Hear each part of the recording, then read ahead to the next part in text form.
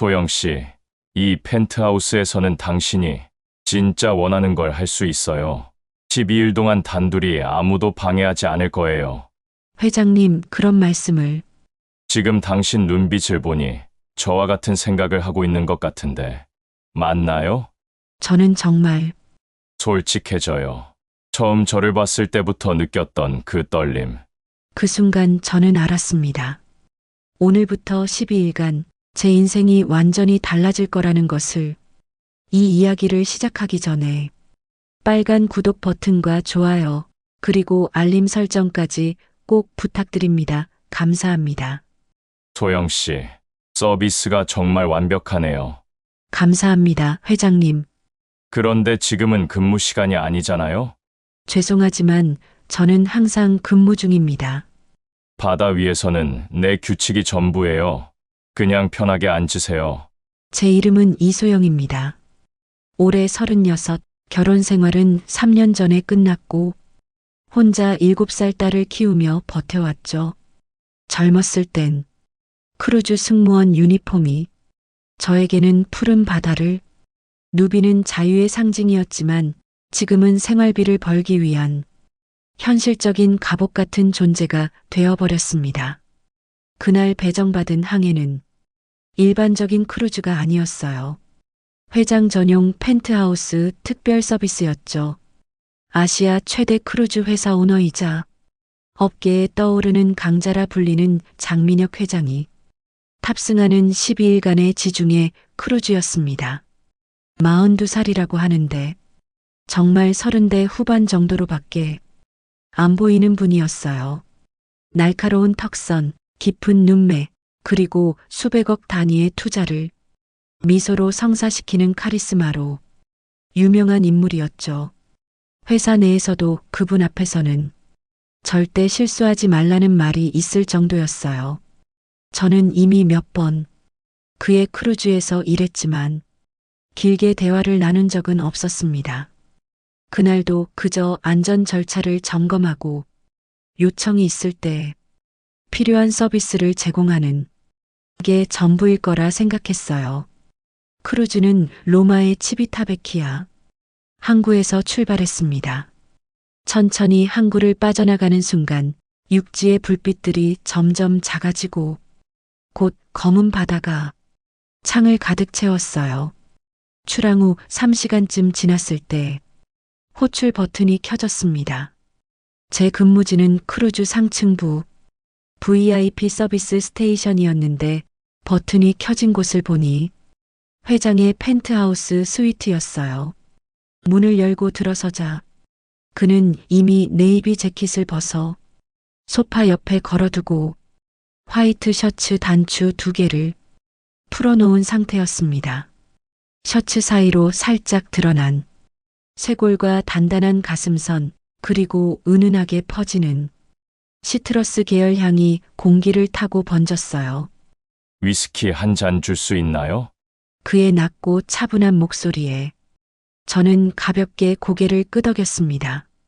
잔을 준비하는 동안 그의 시선이 제 손목을 타고 팔과 어깨로 올라와 얼굴에 머무는 것을 느꼈어요. 이 좁은 공간에서 그 시선은 의도적으로 길고 무겁게 이어졌습니다. 오늘부터 특별한 항해가 시작됩니다. 특별한 항해라고 하시면? 그는 살짝 미소를 지었어요. 제가 원하는 곳으로, 제가 원하는 사람과 떠나는 항해 말이에요. 그 순간 제가 그 원하는 사람 안에 포함되어 있는지 궁금해졌습니다. 잔을 건네자 그의 손끝이 제 손등을 부드럽게 스쳤어요. 짧았지만 전혀 우연 같지 않은 접촉이었죠. 그는 잔을 들고 천천히 위스키를 한 모금 마셨습니다. 그리고는 소파 맞은편 좌석을 손바닥으로 가볍게 두드렸어요. 앉으세요. 저는 근무 중이라 지금은 근무 얘기 말고 그냥 앉아요. 단호하면서도 묘하게 부드러운 목소리였습니다. 거절하기 어려운 힘이 있었어요. 저는 조심스럽게 맞은편에 앉았습니다. 하지만 그때는 몰랐어요. 이 선택이 앞으로 12일간 제 모든 것을 바꿀 첫 번째 결정이었다는 것을. 펜트하우스 스위트는 마주보는 구조라. 그의 눈빛이 더 가까이 다가왔습니다.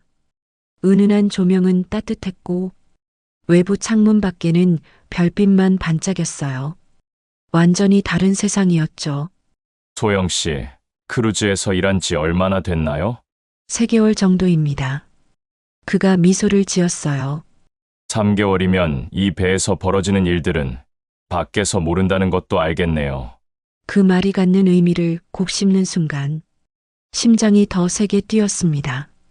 그의 시선은 제 눈을 뚫고 들어와 숨을 삼키게 만들었어요. 그때 배가 살짝 흔들렸습니다.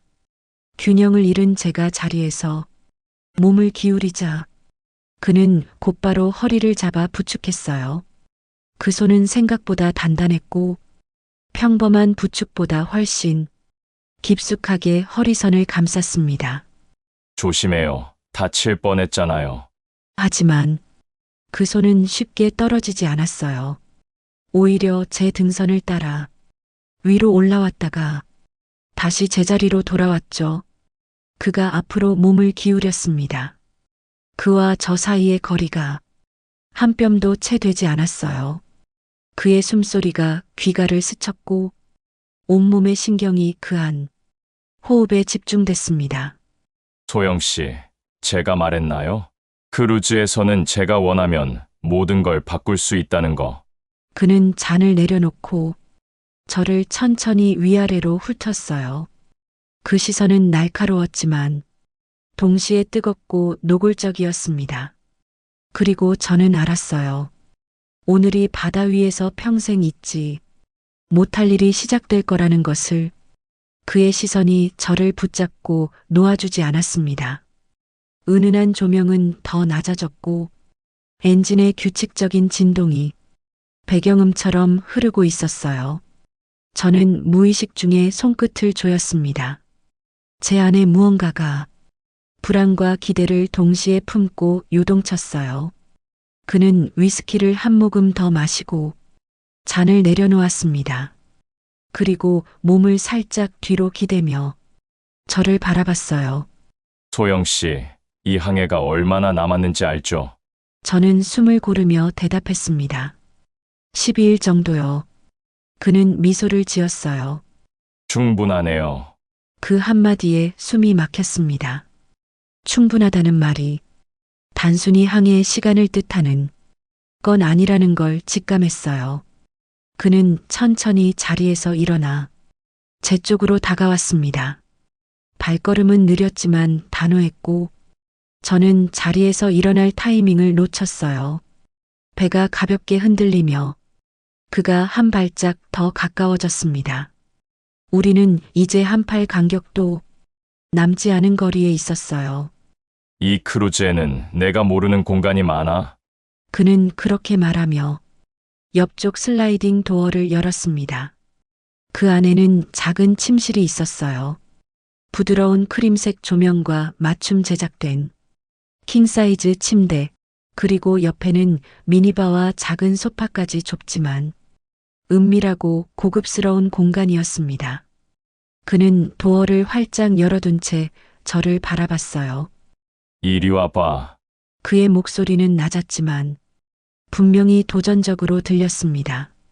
저는 순간 망설였어요. 승무원으로서의 선이 있었고 그 선을 넘어서는 순간 돌아갈 수 없다는 걸 알고 있었어요. 그러나 그의 눈빛은 이미 저를 데리고 그 선을 넘어가고 있었습니다. 여러분, 지금까지는 시작에 불과해요. 진짜 이야기는 이제부터입니다. 제가 그 문 앞에서 내린 선택이 어떤 결과를 가져왔는지 상상도 못하실 거예요. 마스터룸 안으로 들어서자 도어가 자동으로 부드럽게 닫히는 소리가 들렸습니다. 세상의 소음이 차단되고 오직 엔진의 진동과 심장 소리만이 귀를 울렸어요. 그는 문에 등을 기대고 저를 바라보다가 천천히 다가왔습니다. 이곳은 밖에서 아무도 접근할 수 없어. 심지어 선장도 함부로 못 들어오지. 그의 말은 마치 안전을 보장하는 듯 하면서도 동시에 위험하게 느껴졌습니다. 그는 침대 옆에 놓인 미니바에서 위스키 한 병을 꺼냈어요. 아까 것보다 더 좋은 거야.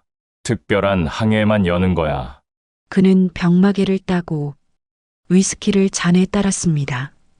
짙은 호박빛 액체가 잔 안에서 천천히 소용돌이쳤어요. 마셔봐요. 저는 잔을 받아들였고 위스키를 한 모금 삼켰습니다. 목을 타고 내려가는 따뜻한 기운이 몸속까지 퍼졌어요. 그런데 잔을 내려놓으려는 순간 그의 손이 제 손목을 잡았습니다. 손가락이 손목뼈 위를 부드럽게 쓰다듬었고 그 온기가 단숨에 심장을 건드렸어요.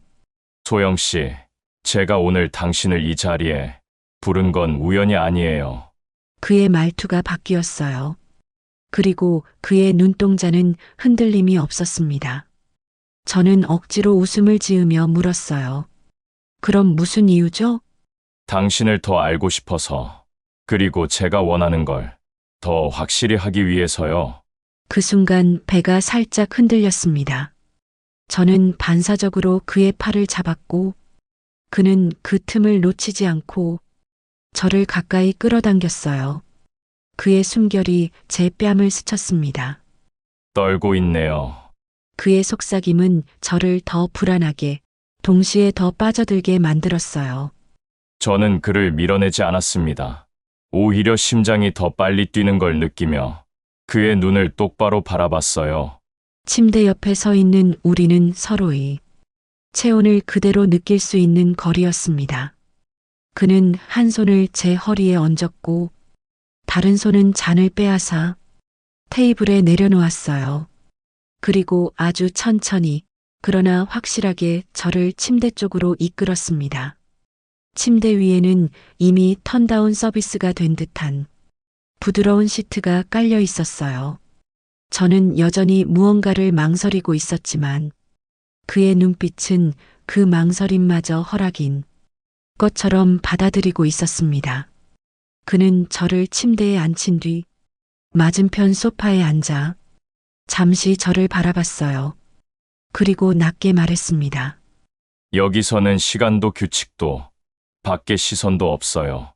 그 말이 공기 속에 오래 머물렀습니다. 저는 그 순간 이 공간이 단순한 회장의 전용 침실이 아니라 저와 그만의 세계가 될 수 있음을 깨달았어요. 그리고 이제 그 세계의 문이 완전히 닫혔다는 것도. 크루즈에서 가장 좋아하는 순간이 언제예요? 그 질문은 예상 밖이었습니다. 저는 잠시 생각하다 대답했어요. 출항할 때요. 항구를 떠나는 순간이 항상 설레어요. 그가 미소를 지었습니다. 저는 항해 중이 더 좋더군요. 모든 걸 내려놓고 바다에만 집중할 수 있는 순간 말이에요.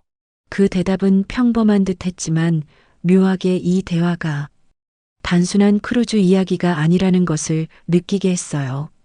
마치 오늘 밤도 출항과 도착 사이에 한 구간이라는 듯이 예전에 저였다면 지금 당장 일어나서 나갔을 거예요. 하지만 그날의 저는 달랐습니다.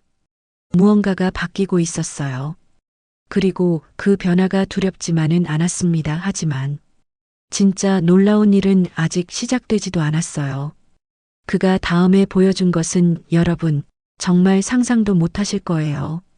그는 잔을 내려놓고 천천히 몸을 앞으로 숙였습니다. 소영 씨, 제가 이렇게까지 시간을 쓰는 경우는 거의 없어요. 저는 가만히 그의 말을 기다렸어요.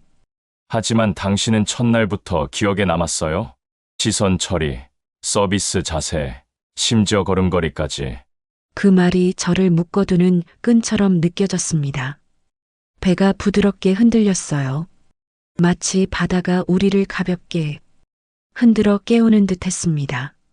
저는 무의식 중에 균형을 잡으려 했고 그 순간 그의 손이 제 허리를 잡아챘어요.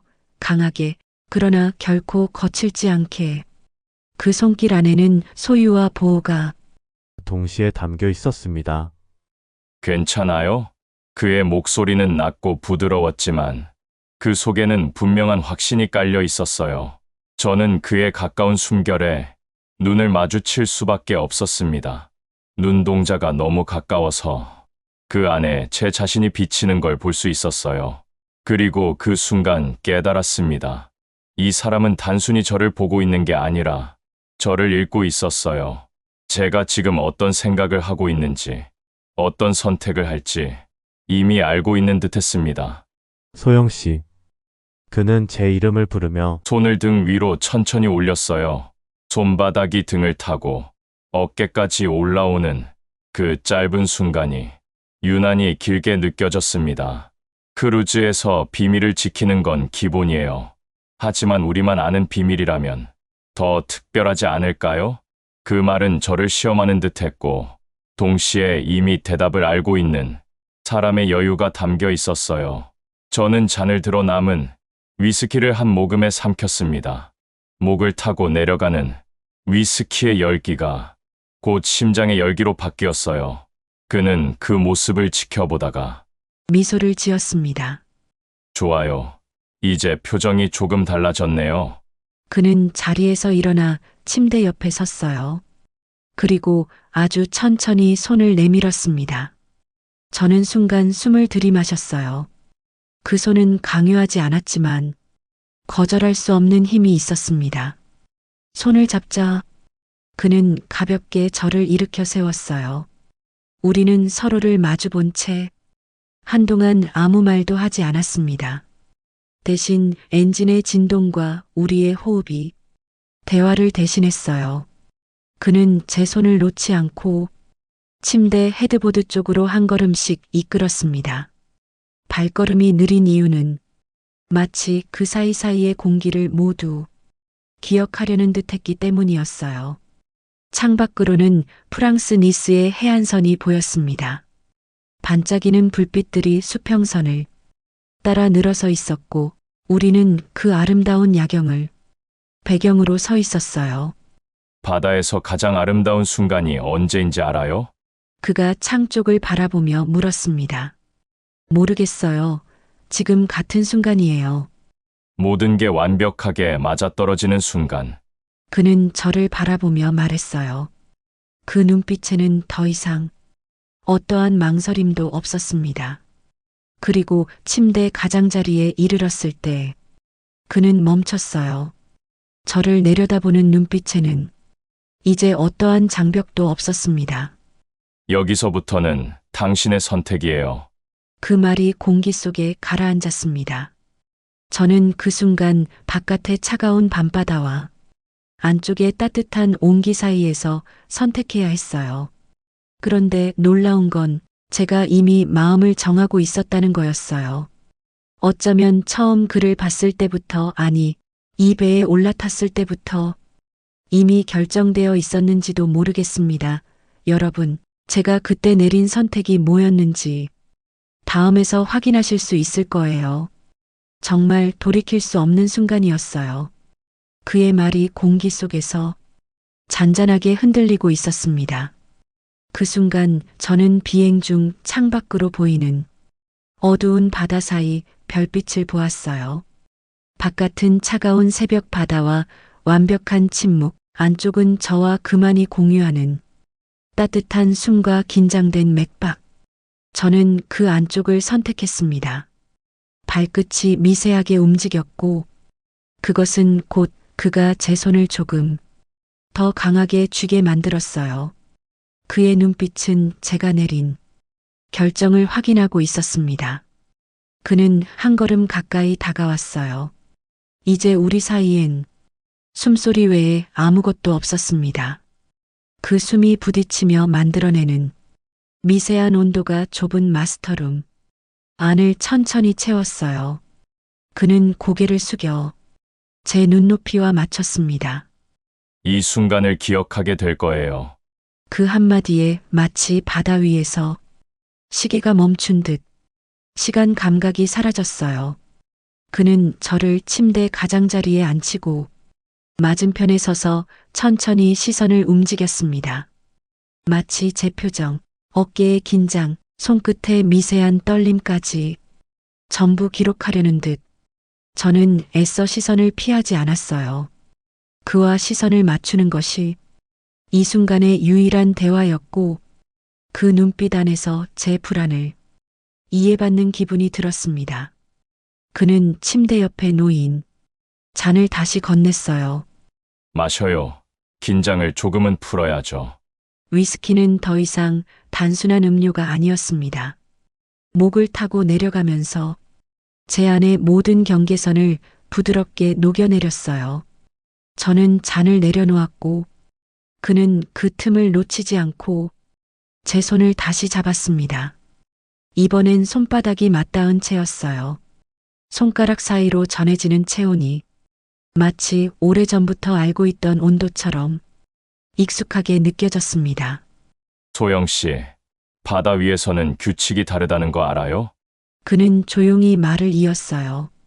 육지에서는 복잡한 관계도, 세상의 시선도, 무게를 가진 약속도 있지만, 여기서는 오직 우리가 느끼는 것만이 전부예요. 그의 말이 끝나기도 전에 배가 살짝 흔들렸습니다. 무중력에 가까운 순간 그는 자연스럽게 저를 끌어당겼어요. 제가 그에게 기대는 순간 그의 어깨 너머 창밖에 별빛이 흐릿하게 번졌습니다. 그는 저를 밀어내지 않았어요. 대신 한 손으로 제 등을 지지하며 다른 손으로는 제 옆머리, 머리카락을 살짝 쓸어 올렸습니다. 그 부드러운 동작 하나에 심장이 2번은 더 뛰었어요. 그리고 그가 낮게 속삭였습니다. 이 항해가 끝나도 오늘을 잊을 수 없게 만들 거예요. 우리는 그렇게 한동안 말을 멈췄어요. 말보다 강한 침묵이 있었습니다. 엔진의 은은한 진동이 몸을 감싸고 서로의 숨이 리듬처럼 이어졌어요. 눈을 감으면 바다 위에 매달린 작은 섬의 단둘이 남아있는 듯한 감각이 몰려왔습니다. 몇 시간이 흘렀는지 모르겠어요. 시계는 있었지만 이 공간에서의 시간은 의미가 없었습니다. 창밖이 조금씩 푸른빛을 띠기 시작했을 때 그는 침대 헤드보드에 기대 앉아 저를 내려다봤어요. 스페인 바르셀로나가 보이네요. 그 말은 단순한 안내가 아니었습니다. 지금까지 이어진 우리의 항해가 한 단계 더 깊어질 거라는 의미였어요. 저는 자리에서 일어나 유니폼 상의를 곱게 정리했습니다. 거울에 비친 제 얼굴은 어젯밤과 달랐어요. 눈빛이 조금 더 깊어졌고 입가에는 설명할 수 없는 미묘한 곡선이 자리하고 있었습니다. 그는 그 모습을 보고 가볍게 웃었어요. 좋네요. 그렇게 웃는 게. 지금까지는 단순한 시작이었어요. 진짜 변화는 이제부터입니다. 앞으로 남은 며칠 동안 저에게 어떤 일이 일어났는지 여러분도 상상하지 못하실 거예요. 그 이후 며칠은 정말 꿈 같았습니다. 낮에는 여전히 승무원으로서 업무를 했지만 밤이 되면 저는 다른 사람이 되었어요. 펜트하우스의 초대를 받는 특별한 승객이 된 기분이었습니다. 사흘째 되는 날 저녁 그는 갑판으로 저를 불렀어요. 지중해 한가운데 사방이 온통 바다인 곳에서 우리는 나란히 서서 일몰을 바라봤습니다. 소영 씨, 후회하지 않아요? 갑작스러운 질문이었어요. 저는 잠시 생각했습니다. 정말 후회하고 있었을까요? 잘 모르겠어요. 이런 감정이 처음이라 솔직한 대답이었어요. 결혼 생활에서도 느껴보지 못한 설렘과 두근거림이었습니다. 저도 마찬가지예요. 그가 고개를 돌려 저를 바라봤어요. 42년을 살면서 이렇게까지 한 사람에게 집중한 적이 없었어요. 회사도, 사업도, 모든 게 뒷전이 되더군요. 그의 고백이 바람에 실려 바다로 날아갔습니다. 저는 가슴이 따뜻해지는 걸 느꼈어요. 그럼 우리 둘 다 처음이네요. 맞아요. 그래서 더 특별한 거겠죠. 그는 제 손을 잡았어요. 이제는 자연스러운 일이 되었습니다. 처음처럼 심장이 뛰지도 않았고 오히려 안정감이 들었어요. 소영 씨, 한 가지 물어봐도 될까요? 네. 이 항해가 끝나면 어떻게 될까요? 그 질문에 저는 말문이 막혔습니다. 생각해보지 않은 건 아니었어요. 하지만 막상 그가 물어보니 답이 쉽지 않았습니다. 잘 모르겠어요. 현실로 돌아가면 모든 게 달라질 테니까요. 그렇죠. 저는 회장이고, 당신은 승무원이고, 세상은 우리를 그렇게 볼 거예요. 침묵이 흘렀습니다. 바다 위에서는 그 침묵조차 아름다웠지만 그 속에는 씁쓸함도 섞여 있었어요. 하지만 말이에요.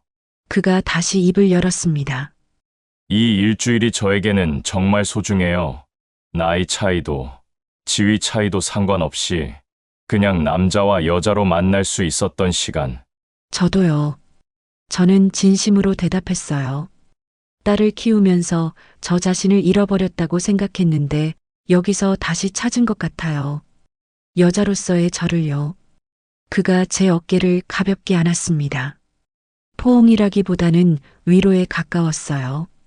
남은 며칠을 더 소중하게 보내요. 나중에 후회하지 않게. 그날 밤 펜트하우스에서 우리는 오랫동안 이야기했습니다. 어린 시절 이야기, 꿈 이야기, 상처 이야기까지 연인들이 나누는 그런 깊은 대화였어요. 제가 왜 크루즈 사업을 시작했는지 알아요? 왜요? 자유롭고 싶어서요.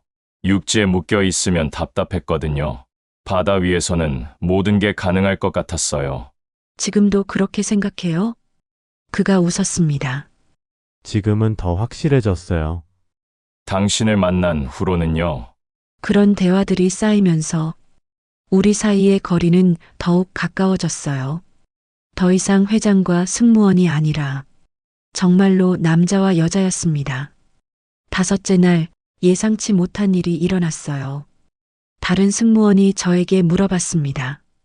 소영 언니, 요즘 뭔가 달라 보여요. 피부도 좋아지고 표정도 밝아졌어요. 그 말을 듣고 깨달았어요. 저 역시 변하고 있다는 것을. 거울을 보면 예전과는 다른 제가 있었습니다. 더 자신감 있고, 더 여성스럽고, 더 살아있는 제가요. 하지만 동시에 두려움도 생겼어요. 이 모든 게 항해가 끝나면 꿈처럼 사라져버릴 것 같아서요. 여러분, 사랑이란 이게 정말 이런 건가 봐요.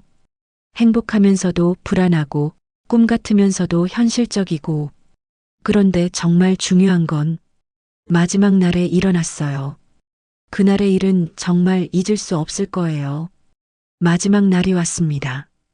그리스 산토리니 항구가 수평선에 나타났을 때 제 가슴은 복잡했어요. 기쁘면서도 슬프고 설레면서도 두려웠습니다. 그날 아침 펜트하우스에서 그는 저에게 작은 상자를 건넸어요. 열어봐요. 안에는 작은 목걸이가 들어 있었습니다. 바다를 형상화한 푸른 펜던트였어요. 언제 이런 걸? 어제 밤 바르셀로나에서 몰래 준비했어요. 이 12일을 기억하라고. 목걸이를 목에 걸어주는 그의 손길이 따뜻했습니다. 거울에 비친 제 모습은 12일 전과 완전히 달랐어요. 같은 사람이라고 믿기 어려울 정도로요. 소영 씨, 네, 저 제안이 하나 있어요. 갑작스러운 말에 저는 그를 바라봤습니다. 다음 달에도 같은 항로로 크루즈가 있어요. 그때도 함께 할 수 있을까요? 그 제안에 저는 잠시 말문이 막혔어요. 한 번이 아니라 계속 만나자는 뜻이었으니까요. 하지만 회장님, 그렇게 되면 민혁 씨라고 불러요. 이제 와서 회장님은 너무 서먹하지 않나요? 그가 웃으며 말했어요. 그리고 저도 생각해봤어요. 이게 단순한 항해 중의 로맨스가 아니라는 거요. 정말요? 정말이에요. 42년을 살면서 이런 마음은 처음이거든요. 저는 고민했습니다. 현실로 돌아가면 우리는 여전히 다른 세계의 사람들이었어요. 하지만 이 12일이 저에게 준 변화를 포기하고 싶지 않았습니다. 시간을 조금 주세요. 생각해 볼게요. 충분히 생각하세요. 급하지 않아요. 산토리니 항구에 정박하는 순간이 왔습니다. 하선 준비로 분주한 가운데 저는 마지막으로 펜트하우스를 정리했어요. 그 공간에서의 모든 순간들이 스쳐 지나갔습니다. 소영 씨, 그가 뒤에서 제 이름을 불렀어요. 22일. 후회하지 않아요? 저는 돌아서서 그를 바라봤습니다. 전혀요, 오히려 감사해요. 제가 누구인지 다시 찾게 해주셔서 저도 마찬가지예요. 당신 덕분에 사업이 아닌 것에 마음을 쓸 수 있었어요. 우리는 그렇게 마지막 인사를 나눴습니다. 하선할 때 그는 저보다 먼저 내려갔어요. 그래야 수상하지 않다면서요.